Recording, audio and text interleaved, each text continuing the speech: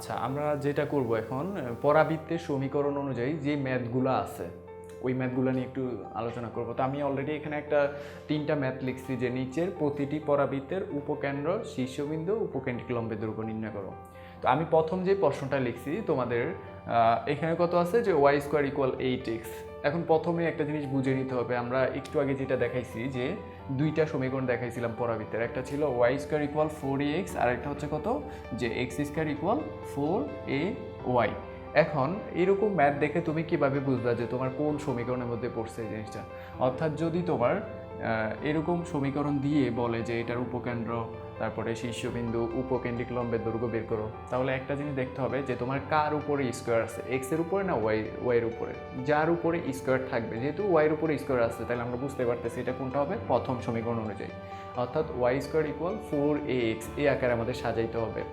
তো এখানে যেটা দেওয়া আছে আমরা এটাকে সলভ করবো। এখন কী করা যায় দেখো, প্রথমে লিখে ফেলো যে ওয়াই স্কোয়ার, সূত্র অনুযায়ী প্রথমে 4 লিখে ফেলবা ইন্টু মাঝামাঝিতে খালি জায়গা রাখবা, কারণ আমার এখান থেকে একটা জিনিস ইম্পর্টেন্ট আছে কোনটা, এর মানটা বের করা।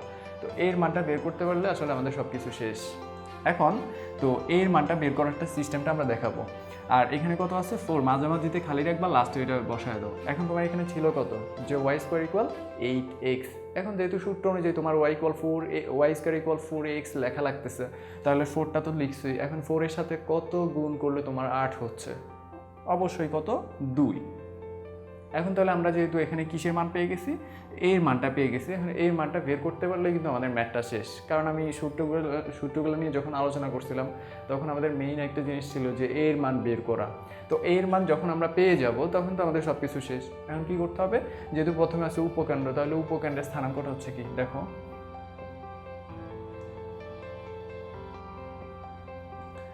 উপকেন্দ্রের স্থানাঙ্ক।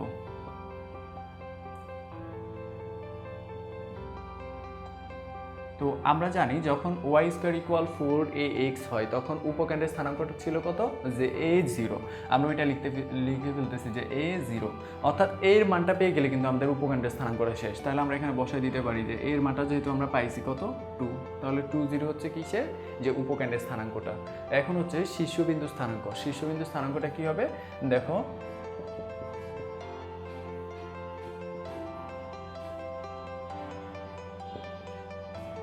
শীর্ষবিন্দুর স্থানাঙ্কটা হচ্ছে কত 0, 0।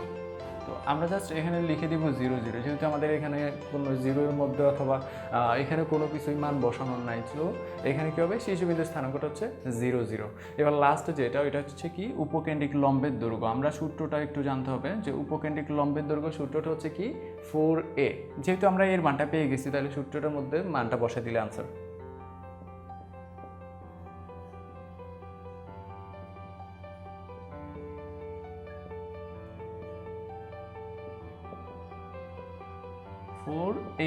যেহেতু আমরা এর মানটা পাইছি তাহলে আমরা এর মানটা এখানে লিখে দিব 4 × 2, অর্থাৎ কত পরম মান 8। তো পরম মানের ভিতরে যদি প্লাস অথবা মাইনাস থাকে, যেটাই থাকুক না কেন এটা সবসময় ধনাত্মক রাশি হয়। তো এখানে হবে কত 8, এটাই আনসার। তো আমরা প্রথম অঙ্কের ক্ষেত্রে 3টা জিনিস বের করতে পারলাম যে উপকেন্দ্রের স্থানাঙ্কটা কি, তারপর শীর্ষবিন্দুর স্থানাঙ্কটা কি, তারপর হচ্ছে উপকেন্দ্রিক লম্বের দৈর্ঘ্যটা কত। এই 3টা জিনিস সবার ক্ষেত্রে করা যাবে। এখন আমরা পরবর্তী অঙ্কের ক্ষেত্রে আসতেছি। এখানে কি আছে যে এক্স স্কোয়ার ইকুয়াল -40y। তাহলে তোমরা বুঝতে পারতেছো যে তোমাদের কি করতে হবে, যে সমীকরণ অনুযায়ী এখানে কি আছে যে এক্স স্কোয়ার ইকুয়াল 4ay, অর্থাৎ আমাদের প্রথমে সমীকরণ অনুযায়ী এর মানটা বের করাটা হচ্ছে মেইন। তো আমরা এখানে সমীকরণ অনুযায়ী অর্থাৎ যে এক্স স্কোয়ার ইকুয়াল প্রথমে একটা জিনিস নিয়ে আসতে হবে 4। এবার এখানে যাই থাকুক না কেন, যেহেতু এখানে -40 আছে, আমি প্রথমে 4 নিয়ে আসলাম, এরপরে কত বসাইলে -40 হচ্ছে ওই জিনিসটা তোমরা হিসাব করতে হবে। তো আমরা জানি সচরাচর জানি যে 4.40, তাহলে এখানে কত আছে -40। তো এখানে কি করতে হবে তাহলে -10 যদি বসাই তাহলে আমার এটা ফিল আপ হয়। অর্থাৎ এই জিনিসটা বের করতে পারাটাই হচ্ছে মেইন। আমরা যখন এক্স স্কোয়ার ইকুয়াল 4ay অর্থাৎ এর মানটা বের করে ফেলতে পারবো তখন আমাদের কাছে পুরো অঙ্কটা ইজি হয়ে যাবে। তো এর মানটা বের করে ফেলছি, তো এখন বলবা যে এখানে এর মানটা তোমরা ইচ্ছা করলে এখানে বলতে পারো যে এখানে a ইকুয়াল -10। তাহলে আমাদের উপকেন্দ্রের স্থানাঙ্কটা কেমন হবে, আমরা সেম ওইটা মতো বসাই দিচ্ছি যে উপকেন্দ্রের স্থানাঙ্কটা কত, এখানে উপকেন্দ্রের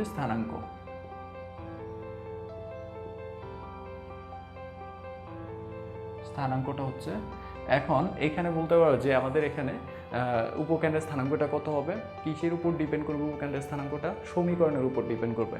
তা আমরা যখন সূত্রগুলো নিয়ে আলোচনা করছিলাম তখন বলছিলাম যে ওয়াই স্কোয়ার ইকুয়াল 4ax যখন হবে তখন উপকেন্দ্রের স্থানাঙ্কটা কত হবে? a0। আর যখন এক্স স্কোয়ার ইকুয়াল 4ay হবে তখন উপকেন্দ্রের স্থানাঙ্কটা হবে কত তাহলে? 0a। এই কোটটুকু তফাৎ হবে এখানে 0a, অর্থাৎ এই জায়গায় এর মানটা বসাই দিলে আমার উপকেন্দ্রের স্থানাঙ্কটা শেষ। তো এই জায়গায় এর মানটা বসাই দাও, অর্থাৎ এটা হচ্ছে আমার উপকেন্দ্রের স্থানাঙ্ক। এবার সেকেন্ড যেই এটা, অর্থাৎ শীর্ষবিন্দুর স্থানাঙ্ক যদি বের করতে বলে তো শীর্ষবিন্দুর স্থানাঙ্ক সবার ক্ষেত্রে একই রকম, কত হবে? 0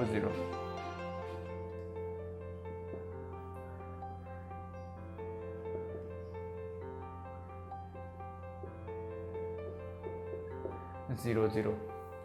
আচ্ছা, তাহলে এখানে কি কিছু করা যাবে? এখন কোশ্চেন আসতে পারে যে এখানে আমরা কিছু করতে পারবো? কিছুই করা যাবে না, এখানে শীর্ষবিন্দুর স্থানাঙ্ক 0 0 0 0 অ্যান্সার। আচ্ছা, এবার 3 নাম্বার যেটা, যে উপকেন্দ্রিক লম্বের দৈর্ঘ্য, ওইটা আমরা কীভাবে বের করবো? দেখো আমাদের উপকেন্দ্রিক লম্বের দৈর্ঘ্য সূত্রটা কিন্তু একই ছিল, অর্থাৎ এক্স স্কোয়ার ইকুয়াল 4ay জন্য যা হবে ওয়াই স্কোয়ার ইকুয়াল 4x এর জন্য তাই হবে, অর্থাৎ পরম মান 4a। ওইটা আমরা বসাই দিব।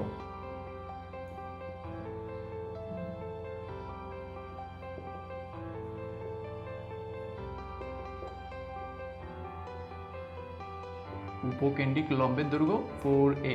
এখন যদি এর মানটা বের করে ফেলতে পারি তাহলে তো আনসার। আমরা কি করব? এখানে এর মানটা বসাই দেব, পরম মান 4 ইন্টু -10, যেহেতু আমাদের এখানে এর মানটা হচ্ছে -10।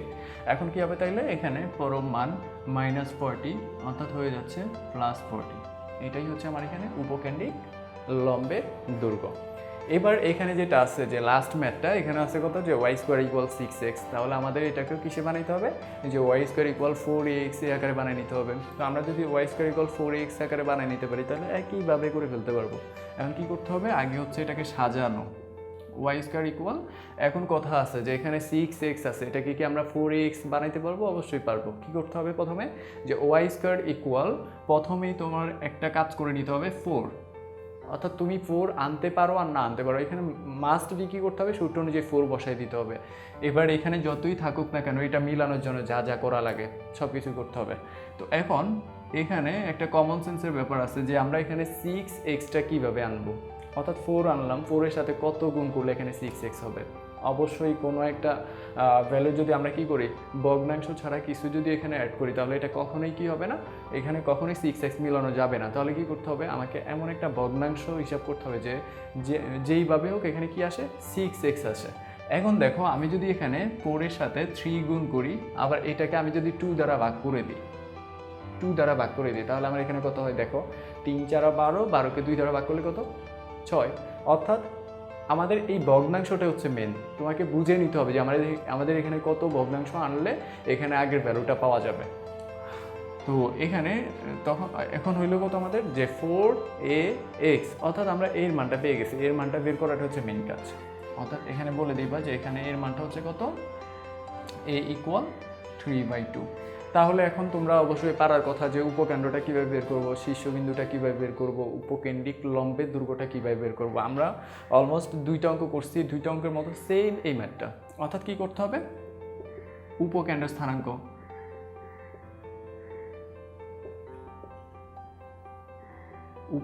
স্থানাঙ্ক, এখন ডিপেন্ড করবে কিসের উপরে? সূত্রের উপরে, অর্থাৎ প্যারামিটারটা যেমন হয়। এখানে কত আছে? যে ওয়াই স্কোয়ার ইকুয়াল 6x, অর্থাৎ এটাকে আমরা কিসে নিছি? ওয়াই স্কোয়ার ইকুয়াল 4ax এ নিছি। এখন ওয়াই স্কোয়ার ইকুয়াল 4ax এ নিলে তোমার উপকেন্দ্রের স্থানাঙ্কটা কত হয়? অবশ্যই a0, কারণ তুমি যখন সূত্রগুলো দেখবা তখন দেখতে পাবা যে 2টা আইটেমের সূত্র দেওয়া আছে, যে ওয়াই স্কোয়ার ইকুয়াল 4ax আর একটা হচ্ছে এক্স স্কোয়ার ইকুয়াল 4ay। যেহেতু এটা ওয়াই স্কোয়ার ইকুয়াল 4ax এ পড়তেছে তাহলে আমাদের সমীকরণটা, অর্থাৎ উপকেন্দ্রের স্থানাঙ্কটা কত হবে? a0। এখন এর মানটা যেহেতু আমরা পাইছি কত? 3/2, এটা এখানে বসাই দিব আমরা, অর্থাৎ 3/2 0। এখন কথা হচ্ছে পরবর্তী যেটা, এই শীর্ষবিন্দুর স্থানাঙ্কটা এইরকম ম্যাথগুলোর ক্ষেত্রে সবার ক্ষেত্রে সেম, অর্থাৎ 0 0।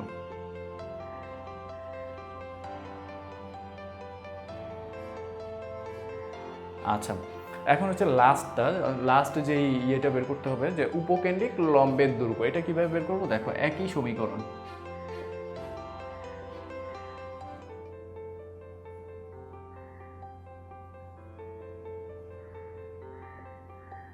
উপকেন্দ্রিক লম্বের দৈর্ঘ্য।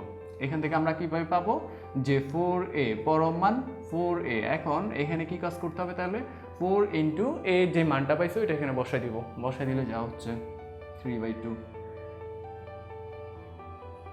অর্থাৎ কত হয় 3 4 12, 12/2 অর্থাৎ কত হবে এটা 6